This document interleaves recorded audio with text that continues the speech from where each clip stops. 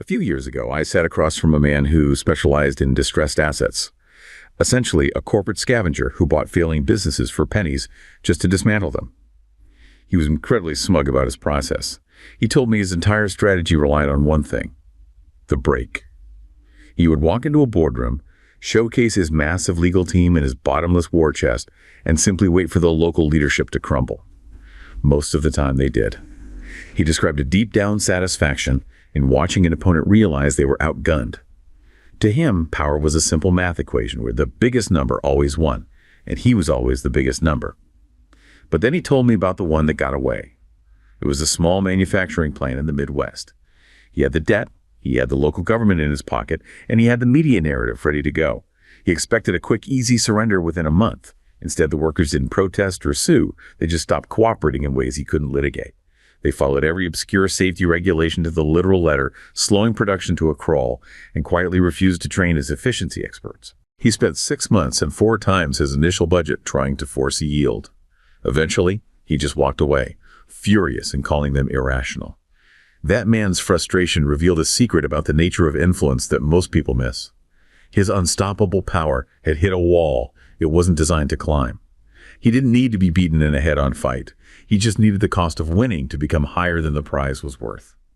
We often look at the world and see giants, entities with more money, more weapons, and more influence, and assume the outcome is a foregone conclusion. But superiority is built in a very fragile set of assumptions. That the victory will be fast, the opponent will be weak, and the control will be cheap. When those assumptions break, the entire logic of dominance begins to erode. Because even the most formidable power on Earth obeys one universal rule: it will always abandon a fight that is no longer easy. Wow. Yeah, that is a perfect analogy, because the exact same mechanics that broke that corporate raider, they play out on a massive geopolitical scale too. Right, which is exactly what we're getting into today. Welcome to today's deep dive, everyone. We're looking at how this illusion of absolute power creates a strategic trap for superpowers. Exactly. And you know how smaller entities use resilience to systematically break those assumptions of dominance. It's really about making the cost of aggression just prohibitively high. Yeah, and to understand how you break a superpower, you first have to understand what makes them vulnerable. I heard a story about a logistics officer based in a quiet office in Arlington, tasked with tracking the return on investment for a remote valley in the Hindu Kush over a span of 15 years. Imagine the fatigue of watching billions of dollars and thousands of lives pour into a landscape that simply absorbs them without changing its shape. Oh man, yeah. That sounds incredibly exhausting. To the superpower, the war was a line item on a budget. To the local insurgency, it was the rhythm of life itself. The logic of the superior power often fails because it assumes that military might is a universal currency. But in places like Afghanistan, the cost eventually migrates from the battlefield to the domestic dinner table. It always comes home eventually. Right. People back home begin to ask why the schools in Kabul are being funded while the bridges in their own hometowns are collapsing. I've seen the comment sections on my videos. The frustration is palpable. From a political perspective, I understand the necessity of stability, but we must acknowledge that a superpower's greatest weakness is its own clock. Yeah, and the clock is always ticking for them. They have the watches, but the weak have the time. Oh, right. My takeaway from this narrative is that the political cost of a protracted conflict eventually outweighs any strategic gain, proving that victory isn't about who has the biggest gun, but who can afford to stay in the room the longest. Absolutely. And, you know, unpacking the literal and political costs behind that narrative, it just reveals a staggering reality. Like, the financial price tag for the United States in the Iraq war alone was $2.2 trillion. Right, $2.2 trillion. Just for Iraq. Just for Iraq. When you expand that to include Afghanistan and Pakistan, the number balloons to $4.4 trillion. But the mechanism of that cost, that's where it gets truly devastating. Like, beyond the initial spending. Yeah, because you have to factor in future interest costs on the borrowing used to fund these conflicts. With that interest, the total estimated cost is projected to reach nearly $8 trillion by 2054. $8 trillion. So we are effectively paying a permanent multi-trillion-dollar mortgage on a conflict we already left. You're paying for the echoes of a war long after the troops have come home, and the human cost is equally profound. Over 6,800 United States soldiers killed, alongside an estimated 6,900 contractors. And those contractor deaths usually go unreported in the traditional metrics, right? Yeah. And beyond the combatants, the displacement is massive. We're talking 7.6 million Afghan, Iraqi, and Pakistani war refugees and internally displaced persons. That's just, a politician back home simply cannot survive a 15-year stalemate with those kinds of numbers. They're forced to promise the public these quick, clean wins that just aren't possible. That is the exact mechanism of what defense strategists call the victory trap. The victory trap, like being forced into a corner by your own promises. Yeah. Superpowers become imprisoned by the domestic political fear of losing, which is this lingering legacy of the Vietnam syndrome. The electorate back home expects rapid, decisive, televised triumphs, Right, like a parade-worthy victory. Exactly. So this forces political leaders to promise total victory in asymmetric conflicts against transnational networks. But in those environments, a traditional victory is literally impossible. There's no centralized capital to capture, no formal army to sign a surrender treaty. So the political rhetoric completely traps the military strategy. And we see this spanning completely different administrations, like President Bush repeatedly promised complete victory. Then President Obama attempted to shift the strategy toward a more realistic risk management approach. Like trying to manage the threat rather than eradicate it. Right, but he faced severe domestic backlash for appearing weak. So that political pressure forced his administration to revert to promising to completely destroy ISIS. Wow, so the optics forced the policy backward. Yeah, and then President Trump preemptively declared ISIS defeated just to fulfill his campaign promises, which led to massive internal friction and, the resignation of key defense officials. The domestic need for a clean narrative overrode the reality on the ground. Okay, let's unpack this. Yeah. Is this essentially a geopolitical sunk cost fallacy? So, like a gambler at a casino who refuses to walk away because leaving the table means admitting defeat. So they just sit there playing bad hands until the house slowly drains their entire bank account. that is exactly the dynamic at play. The political cost of a withdrawal, that public admission of defeat, is almost always deemed higher by leadership than the cost of a slow, continuous bleed of resources. Until the breaking point is finished. Right. They remain trapped at the table until the domestic political pressure becomes insurmountable and the superpower is forced to withdraw, just like that corporate raider walking away from the Midwest plant. If superpowers are trapped by the need for quick, cheap wins, how do smaller nations intentionally design that friction to deter aggression in the first place?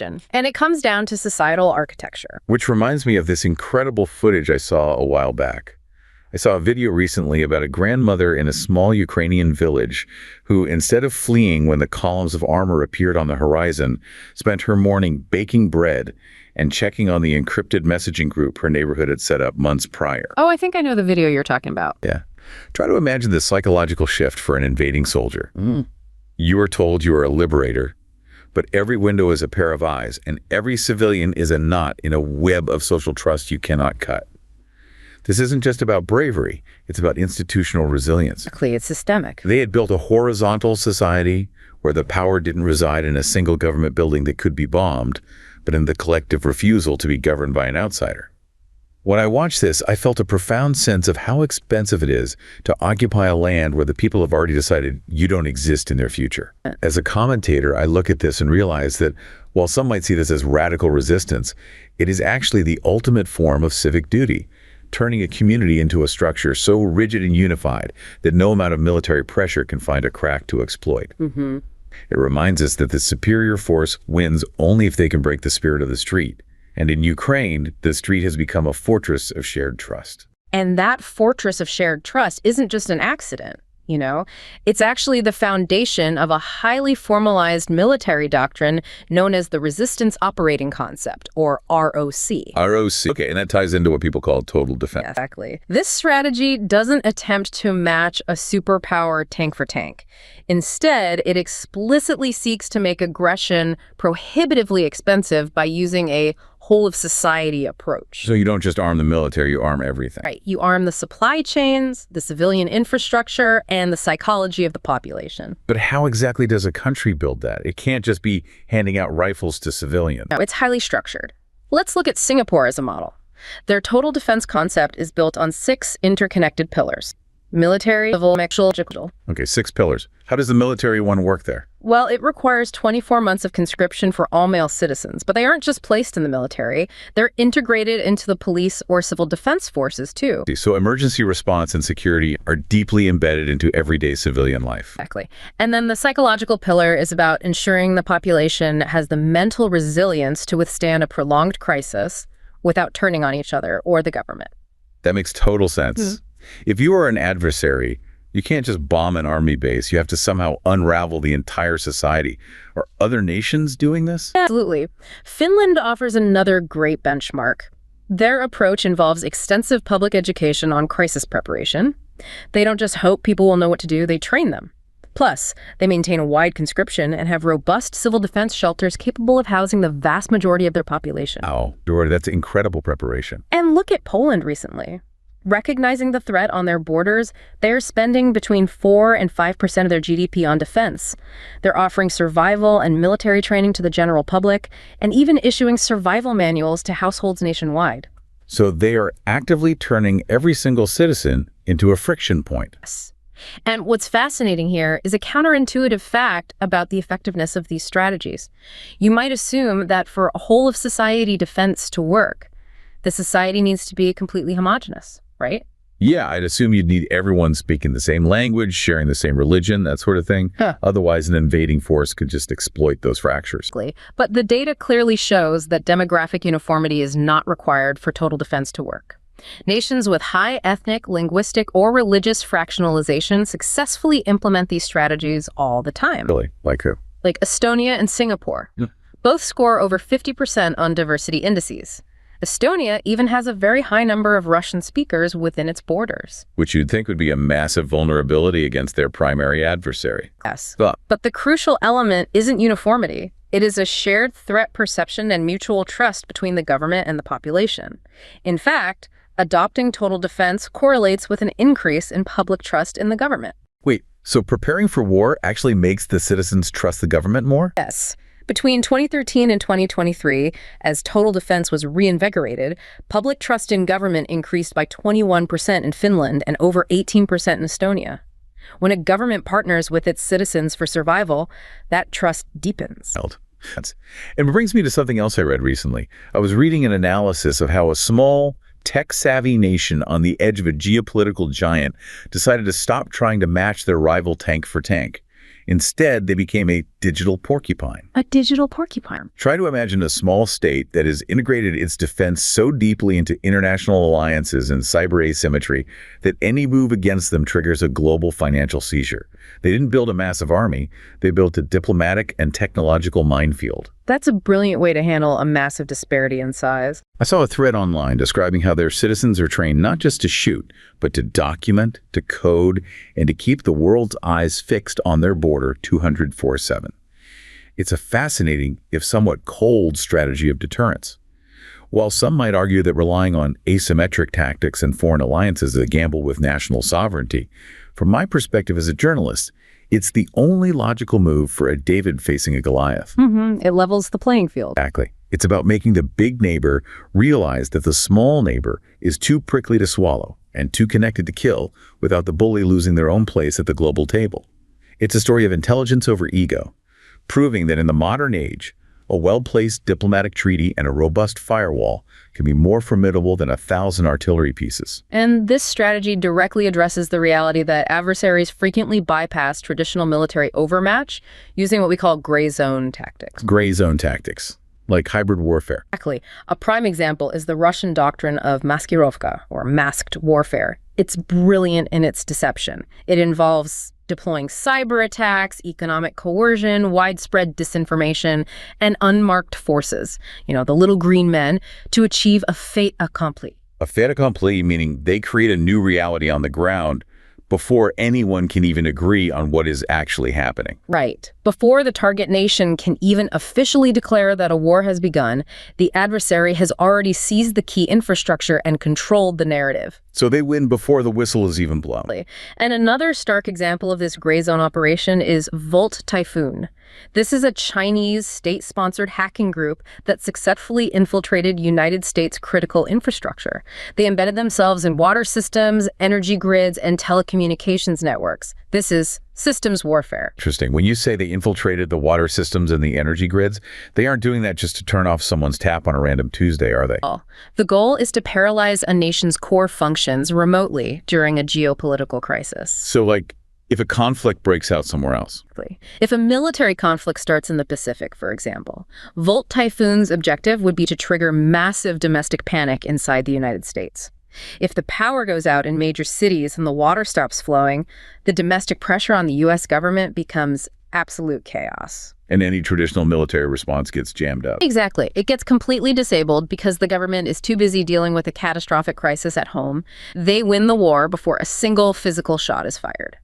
If the battlefield is no longer a distant trench, but rather our routers, our power grids, and our municipal water supplies, doesn't that inherently mean every single civilian is unknowingly standing on the front lines of a new kind of war? I mean, if you are listening to this right now, the network your device is connected to is technically a potential battleground. And if we connect this to the bigger picture, it fundamentally changes the doctrine of defense into deterrence by denial. Deterrence by denial. How is that different from regular deterrence? Well, during the Cold War, deterrence was largely about punishment-threatening, massive, world-ending nuclear retaliation if attacked. Deterrence by denial, however, is about proving to the enemy that their punch will simply break their own hand against an unyielding wall. So you remove the possibility of a quick, cheap victory, which, as we established earlier, is the only kind of victory a superpower can actually afford politically. Exactly. You deny them the easy win, so they don't even try. If smaller nations are successfully using total defense to make themselves prickly and unswallowable, how does a massive superpower like the U.S. protect its own internal systems from being weaponized against it? Well, to implement this level of total defense in the United States, current defense proposals outline a massive $40 to $60 billion investment over the next 5 years. That's a huge shift. What does that money actually go toward? It includes establishing a National Resilience Directorate within the executive office. The purpose there is to unify strategy across all 50 states so that a cyber attack on a Texas power grid and a disinformation campaign in Ohio are treated as connected national security threats, not just local emergencies. That requires a complete shift in how domestic agencies operate, doesn't it? Like, structurally. For one, it requires expanding FEMA's role significantly.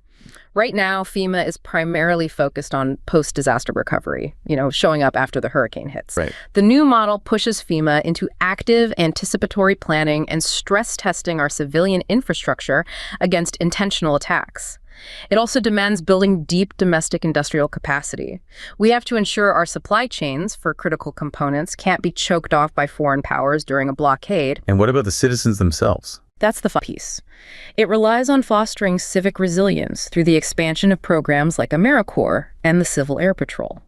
This involves training everyday communities in crisis response and counter-disinformation, turning the civilian population into an active layer of defense rather than just passive victims waiting for the military to save them. It all comes back to that central theme. True superiority is incredibly fragile if the entire system relies on achieving a quick, cheap victory. We see the exact same architecture of failure across entirely different domains. Whether it is a corporate raider sitting in a boardroom expecting a quick surrender, a global superpower bogged down in a 15-year war trying to force an outcome, or a state-sponsored cyber adversary trying to silently hack a power grid to break a nation's resolve, the mechanism of influence only works if the target yields. Right. When the target absorbs the pressure, adapts, and refuses to provide that easy win, the sheer weight of the attacker's power becomes their own liability. Because power is no longer just a simple math equation of who has the biggest weapons or the deepest war chest. In the modern geopolitical landscape, true power is measured by the unbreakability of a society. The ultimate defense is a population, an infrastructure, and an institutional framework that collectively refuses to crack under pressure, turning the whole of society into an impenetrable shield.